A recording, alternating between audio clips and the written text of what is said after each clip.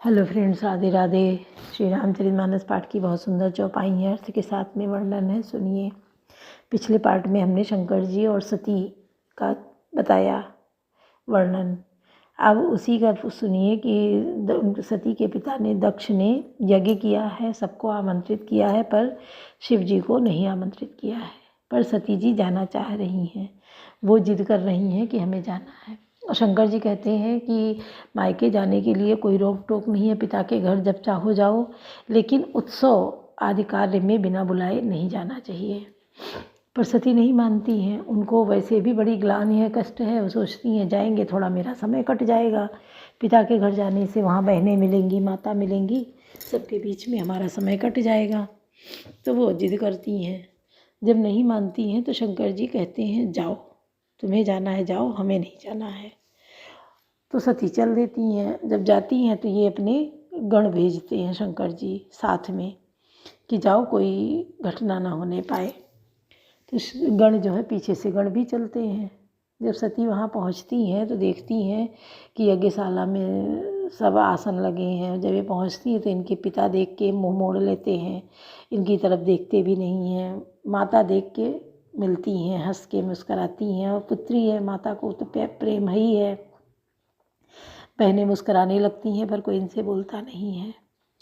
तो ये जब यज्ञशाला पहुंचती हैं तो देखती हैं कि सबके आसन तो लगे हैं, सबका स्थान है निश्चित, और ब्रह्मा विष्णु का भी स्थान है, पर ब्रह्मा विष्णु पहुँचे नहीं हैं क्योंकि शिव जी नहीं गए हैं, और शिव जी का कहीं आसन नहीं है, कहीं जगह नहीं है। तो ये जो है बहुत तेज गुस्सा होती हैं, और गुस्सा होकर कहती हैं कि शिव का आसन किधर है, नहीं है, नहीं बुलाया है, नहीं आसन दिया। ऐसे करके तो बड़े गुस्से में आती हैं, और ये अपनी अंतर ज्वाला से प्रकट करके और उसी में भस्म हो जाती हैं। जब ये वही यज्ञशाला में खुद को भस्म कर लेती हैं तो जो शिव जी के गण गए हैं तो वो सब जैसे देखते हैं इतना भयंकर कांड हो गया, तो वो लोग वहाँ तांडव मचाने लगते हैं, तोड़ फोड़ करने लगते हैं, यज्ञ विध्वंस करने लगते हैं सब। तो उसके लिए रोकते हैं भृगु जी, भृगु ऋषि वहाँ होते हैं, वो रोकते हैं उनको, गणों को, कि ये ना करो। तो जब शिव जी को ये बात पता चलती है तो शिव जी अपना ही रूप जो है उनको भेजते हैं और कहते हैं जाओ देखो जाके। तो जब वो आते हैं और देखते हैं सती जो है वो भस्म हो गई है, जला लिया है, अपनी को आग के हवाले कर दिया है, तो वो वहाँ बहुत ही क्रोधित होते हैं। वीरभद्र, शिव जी का अपना ही रूप था वीरभद्र, जो बहुत ही गुस्से वाले भयंकर थे। उन्होंने यज्ञशाला, यज्ञ और हवन कुंड सब कुछ भस्म कर तोड़ फोड़ कर दी, पानी डाल दिया, रोक दिया। जब रोक दिया तो सब कुछ वहाँ पे ख़त्म हो गया, यज्ञ होना ही नहीं था। फिर शिव जी को जब पता चलता है कि सती जी जो है अपने को आग के हवाले कर दिए, तो वो जाते हैं और सती की शरीर को, मृत शरीर को अपने कंधे पे लाद के और पूरे ब्रह्मांड में चक्कर लगाना शुरू करते हैं, घूमने लगते हैं। अब 1 दिन 2 दिन, महीना 2 महीना बीतते रहे। अब वो शरीर पे सती जी को लिए और इधर से उधर ब्रह्मांड में घूम रहे हैं, बहुत गुस्से में हैं। तो पूरी वही दिन बदल गई ब्रह्मांड की। फिर जो है क्या करते हैं, अब सभी मनाने की कोशिश करते हैं, ये नहीं मानते हैं शंकर जी। तो विष्णु भगवान, क्योंकि शिव जी विष्णु भगवान के बहुत बड़े भक्त थे और विष्णु भगवान शिव जी के बहुत बड़े भक्त थे, तो विष्णु जी अपना चक्र चलाते हैं, और चक्र चलाकर जो सती का शरीर है उसके टुकड़े कर करके गिराते हैं, काट काट के टुकड़े करके शरीर को अलग करते हैं। तो उस शरीर के उन्होंने 51 टुकड़े किए, जो 51 स्थानों पर गिरे हैं, और वो शक्तिपीठ बन गए हैं। 51 टुकड़े शरीर के, जहाँ पे आँख गिरी, नैना देवी बन गई, जीव गिरी, ज्वाला देवी बन गई, ऐसे कान, हाथ, नाक, जांघ, सब अंग एक एक करके गिरे हैं।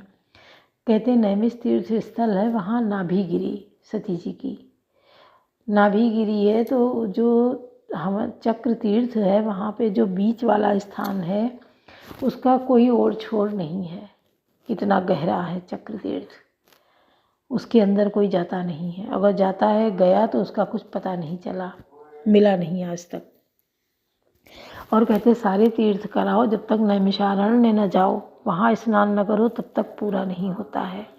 चाहे गया श्राद्ध करने जाओ तो भी नैमिष जाओ, वहाँ आखिरी पिंडदान दो जाके, कहीं भी जाओ नैमिष होके ही अपने घर आना चाहिए, तभी हमारा तीर्थ संपन्न होता है।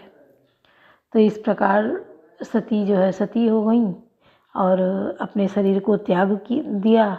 फिर वो हिमाचल के यहाँ जन्म ली पार्वती के रूप में, क्योंकि दक्ष जो थे उनकी भी 7 कन्याएं थी, हिमाचल जी जो थे उनके भी 7 कन्याएं थी। तो फिर वो हिमालय के घर में पार्वती के रूप में जन्मी। और जब पार्वती के रूप में जन्मी तो बहुत मतलब तेज था इनके चेहरे पे, और बहुत अलग कन्या का जन्म हुआ।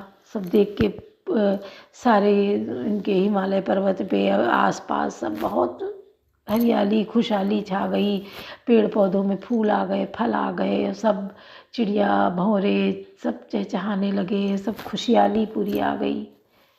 तो तब नारद जी पहुँचते हैं इनके घर। जब नारद जी जाते हैं तो ये पार्वती जी को नारद जी के आगे लाती हैं और कहती हैं बताओ इनका भविष्य क्या है। तो नारद जी बताते हैं फिर इनका भविष्य पार्वती जी का, कि ये तो अद्भुत कन्या है, ये कन्या आपके घर में बिल्कुल अलग है, इसके जैसा दूसरा कोई नहीं होगा जैसी ये कन्या है। ये विचार के बताते हैं और ये भी कहते हैं कि ये शिव को ही वर्ण करेगी। अच्छा, शंकर जी जो हैं, शंकर जी अजर अमर अविनाशी हैं। उन्होंने पार्वती जी को भी अमर करने की सोची, कोशिश भी की, लेकिन पार्वती जी ने क्या किया कि वो पूरी कथा सुन ही न पाई। शंकर जी इनको अमर करने के लिए ले गए अमरनाथ गुफा, तो उसके पहले इन्होंने अपना नंदी छोड़ दिया, अपना डमरू छोड़ दिया, अपना त्रिशूल छोड़ दिया, गले का नाग छोड़ दिया, सब कुछ छोड़ते चले गए। और जब गुफा में पहुँचे सती को पूरी अमर कथा सुनाने लगे, तो पार्वती जी जो थी वो आधी कथा सुनी, आधी के बाद वो सो गईं। अब उसमें कबूतर कबूतरी का जोड़ा था, वो कर रहा था। तो शंकर जी समझे वो ध्यान मुद्रा में होकर कथा सुना रहे थे, वो समझे पार्वती जी कथा सुन रही हैं और हुंकारी भर रही हैं। वो पूरी कथा सुनाते रहे। जब अब कथा का लास्ट हुआ तो देखा क्या पार्वती जी सो रही हैं। तो बहुत तेज गुस्साए कि अगर पार्वती जी सो रही थी तो ये हूँ कौन कर रहा था। तो कबूतर का जोड़ा फड़फड़ा के उड़ा, देखा तो क्या ये वो जोड़ा आज भी अमर हो गया है। इतनी ठंड होती है, सब होता है, पर वो जोड़ा आज भी अमरनाथ गुफा में ही रहता है। किसी किसी को दर्शन हो जाते हैं, वो देखता है और दर्शन होते हैं कबूतर के जोड़े के। पार्वती जी अधूरी कथा रह जाती है, वो अमर नहीं हो पाती। अगर पूरी कथा सुन लेती तो अमर हो जाती, इसलिए पार्वती जी ने वो कथा अधूरी छोड़ी। फिर जब ये कन्या से बड़ी हुई, धीरे धीरे इनका शिव जी के प्रति लगाव बढ़ा कि क्या करें, तो ये तपस्या करने चली गईं। इन्होंने बहुत कठिन तपस्या की शंकर जी को पाने के लिए, और शंकर जी भी बहुत कठिन तपस्या किए पार्वती के लिए। जब ये सती हो गईं तो शंकर जी फिर ध्यान मुद्रा में चले गए। वर्षों तपस्या की शंकर जी ने पार्वती जी के लिए। कवन सो काज कठिन जग माही, जो नहीं हो तात तुम पाही, सती बसई कैलाश तब अधिक सोच मन माही, मरम न कहू जान कछु जुग सम दिवस सिराही, कवन सो काज कठिन जग माही, जो नहीं हो तात तुम पाही। तब से सती जी कैलाश पर रहने लगी। उनके मन में बड़ा दुख था, इस रहस्य को कोई कुछ भी नहीं जानता था। उनका एक एक दिन युग के समान बीत रहा था। नित नो सोच सती उर्भारा, कब जइयो दुख सागर पारा, मैं जो कीन रघुपति अपमाना, पुण्य पति वचन रखा कर जाना। इस सती जी के हृदय में नित्य नया और भारी सोच हो रहा था कि मैं इस दुख समुद्र के पार कब जाऊंगी। मैंने तो श्री रघुनाथ जी का अपमान किया और फिर पति के वचनों को झूठा जाना। सो फल मोहि विधाता दीना, जो कछुचित रहा सोई कीना। अब विधि अस बूझिए नहीं तो ही, शंकर विमुख जी आपस मोही। उसका फल विधाता ने मुझको दिया, जो उचित था वही किया। परंतु हे विधाता, अब मुझे यह उचित नहीं है कि जो शंकर से विमुख होने पर भी मुझे जिला रहा है। कहीं न जाई कछु हृदय गलानी, मन महुरा मई सुमिर सयानी। जो प्रभु दीन दयालु कहावा, आरती अरन भेद जसु गावा। सती जी के हृदय की ग्लानि कुछ कही नहीं जाती। बुद्धिमती सती जी ने मन में श्री रामचंद्र जी का स्मरण किया और कहा, हे प्रभु, यदि आप दीन दयालु कहलाते हैं और वेदों ने आपका यह यश गाया है तो आप दुख को हरने वाले हैं। तो मैं विनय करूँ कर जोरी, छूटूं बेग दे या मोरी। जो मोरी शिव चरण सनी हूँ, मन क्रम वचन सत्य व्रत एहू। मैं तो हाथ जोड़कर विनती करती हूँ कि मेरी यह देह जल्दी छूट जाए। यदि मेरा शिव जी के चरणों में प्रेम है और मेरा यह प्रेम व्रत मन वचन और कर्म आचरण से सत्य है। कवन सुकाज कठिन जग माही, जो नहीं होई तात तुम पाई। सब दर्शी सुनिए प्रभु, करो सो बेगी उपाय। होई मरनु जय विनय श्रम, दुसा विपत्ति व्याय। कवन सुकाज कठिन जग माही, जो मैं नहीं होई तात तुम पाई। तो हे सर्वदर्शी प्रभु, सुनिए और शीघ्र यह उपाय कीजिए जिससे मेरा मरण हो और बिना ही परिश्रम या पति परित्याग रूपी असहाय विपत्ति दूर हो जाए। हे विधि दुखित प्रजेश कुमारी, अकथनीय दारुण दुख भारी। बीते संबत 87 तजी समाधि शंभु अविनाशी।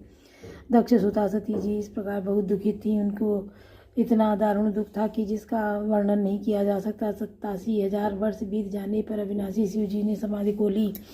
राम नाम शिव सुमिरन लागे, जाने सती जगतपति जागे। जाहि शंभु पद बंधन कीना, सन्मुख शंकर आसन दीना। शिव जी राम नाम का स्मरण करने लगे। तब सती जी ने जाना कि अब जगत के स्वामी शिव जी जागे।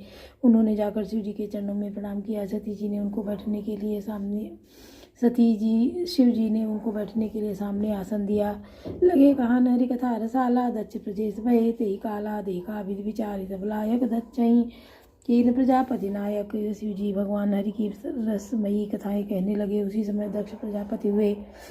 ब्रह्मा जी ने सब प्रकार से योग्य देख समझकर दक्ष को प्रजापतियों का नायक बना दिया। बड़ा अधिकार दक्ष जब पावा, अति अभिमान हृदय तब आवा। नहीं को वस जन्मा जग माही, प्रभुता पाई जाई मद नाही।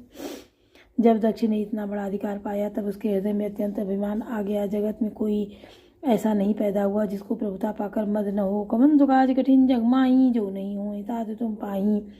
दक्ष लिए मुनि बोली सब करन लगे, बढ़ जाग निवते सादर सकल सुर, जे पावत मख भाग। कवन सुकाज कठिन जग माही, जो नहीं हो तात तुम पाही।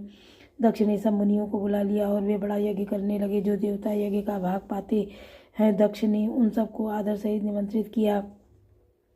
किन्नर नाग सिंध गंधर्वा, बधुन समेत चले सुर सर्वा। विष्णु बिरंची महेश बिहाई, चले सकल सुर जान बनाई। दक्ष का निमंत्रण पाकर किन्नर नाग सिद्ध गंधर्व और सब देवता अपनी अपनी स्त्रियों सहित चले। विष्णु ब्रह्मा और महादेव जी को छोड़कर सभी देवता अपना अपना विमान सजाकर चले। सती बिलो के व्योम विमाना, जात चले सुंदर विधि नाना। सुर सुंदरी करई कल गाना, सुन श्रवण छूटई मुनि ध्याना। सती जी ने देखा अनेकों प्रकार के सुंदर विमान आकाश में चले जा रहे हैं। देव सुंदरियां मधुर गान कर रही हैं, जिन्हें सुनकर मुनियों का ध्यान छूट जाता है। पूछो तब शिव कहो बखानी, पिता यज्ञ सुन कछु हर्षानी। जो महेश मोहि आय सुदेही, कछु दिन जाई राम मिस यही। सती जी ने विमानों में देवताओं को जाने का कारण पूछा। तब शिव जी ने सब बातें बतलाई। पिता के यज्ञ की बात सुनकर सती कुछ प्रसन्न हुई और सोचने लगी, यदि महादेव जी मुझे आज्ञा दे तो इसी बहाने कुछ दिन पिता के घर जाकर रहूं।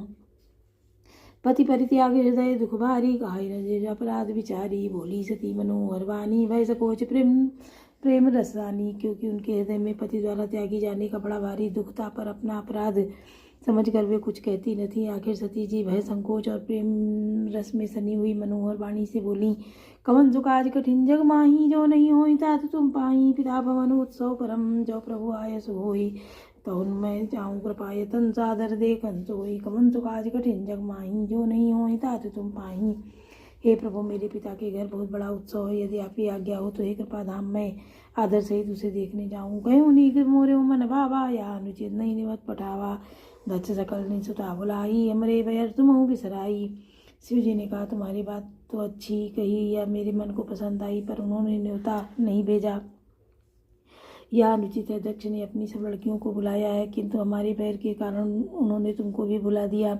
ब्रह्म सभा हम सुन सन दुख माना, ते ते अजऊ करई अपमाना। जो बिन बोले जाओ भवानी, राय नसील सनेऊ न कानी। एक बार ब्रह्मा की सभा में हमसे अप्रसन्न हो गए थे, उसी से अब वे भी हमारा अपमान करते हैं। हे भवानी, जो तुम बिना बुलाए जाओगी तो ना शील स्नेह ही रहेगा और ना मान मर्यादा ही रहेगी। यद्यपि मित्र प्रभु पितु गुरु गया जाई, बिनु बोले न सदेहा, तथापि विरोध मान जहाँ कोई, तहाँ गए कल्याण न होई। यद्यपि इसमें संदेह नहीं कि मित्र, स्वामी, पिता और गुरु के घर बिना बुलाए भी जाना चाहिए, तो भी यहाँ जहाँ कोई विरोध मानता हो उसके घर जाने से कल्याण नहीं होता। बहुत ही अनेक शंभु समुझावा, भावी भस्म ज्ञान आवा। भांति अनेक शंभु समुझावा, भावी वसन ज्ञान उर आवा। कहे प्रभु जाऊँ जो भी नहीं बुलाए, नहीं भली बात हमारे भाए। शिव जी ने बहुत प्रकार से समझाया, पर होनहार व सती के हृदय में बोध नहीं हुआ। फिर शिव जी ने कहा कि यदि बिना बुलाए जाओगी तो हमारी समझ में अच्छी बात न होगी। कवन सो काज कठिन जग माही, जो नहीं होई तात तुम पाही। कही देखा हर जतन बहु, राय न दक्ष कुमार। दिए मुख्य गण संग सब, विदा कीन त्रिपुरार। कवन सो काज कठिन जग माही, जो नहीं हो तात तुम पाई। शिव जी ने बहुत प्रकार से कहकर देख लिया, किंतु जब सती किसी प्रकार भी नहीं रुकी, तब त्रिपुरार महादेव जी ने अपने मुख्य गणों के साथ उनको देकर उनको विदा कर दिया। बोलो सियावर रामचंद्र की जय, पवन सुत हनुमान की जय, लाडले लखन लाल की जय।